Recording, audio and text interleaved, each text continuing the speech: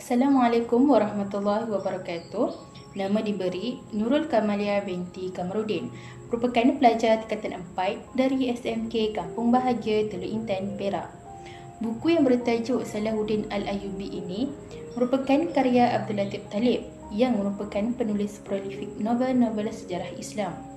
Buku ini berhalaman 293 muka surat dan diterbitkan pada tahun 2020.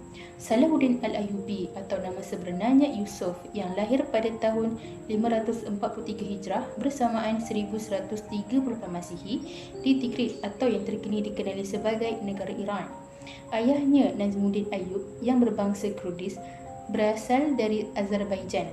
Datuknya berpindah ke Baghdad dengan membawa 2 orang putera yang bernama Nazmuddin Ayyub, ayah kepada Salahuddin, dan Asaduddin Shirkuh.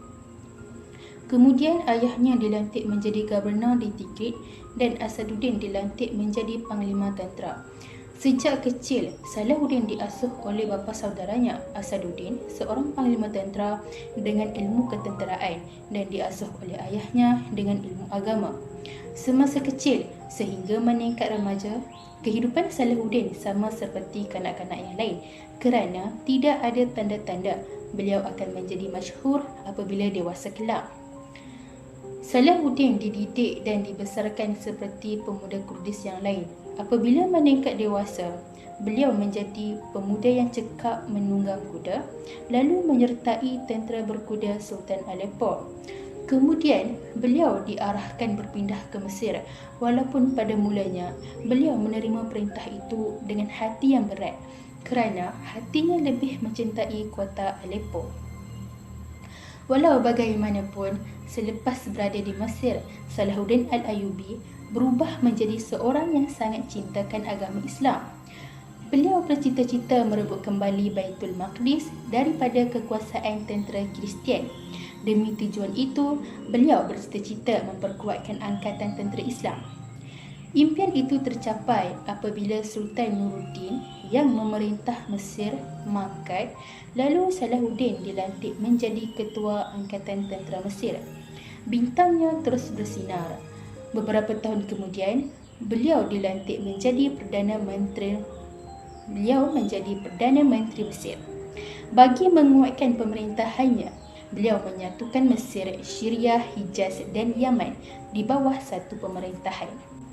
Kemuncak perjuangan Salahuddin apabila tenteranya berjaya mengalahkan tentera Salib di Hittin pada 4 Julai tahun 1187. Kejayaan ini membawa kepada jatuhnya Baitul Maqdis pada 15 Oktober 1187 bersamaan hari Jumaat 27 Rejab 583 Hijrah.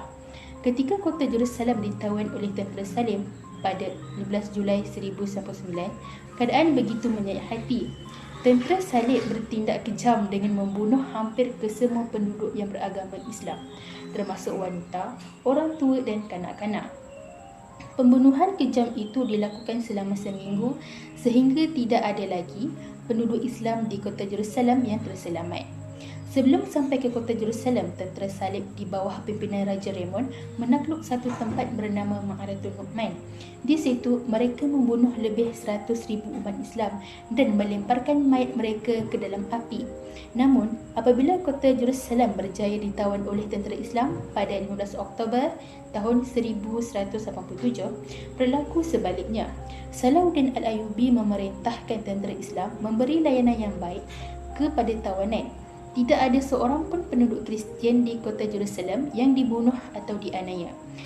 Sebaliknya, penduduk Kristian termasuk tentera Salib yang ditawan dibenarkan meninggalkan kota Jerusalem dengan membayar tebusan mengikut kemampuan masing-masing.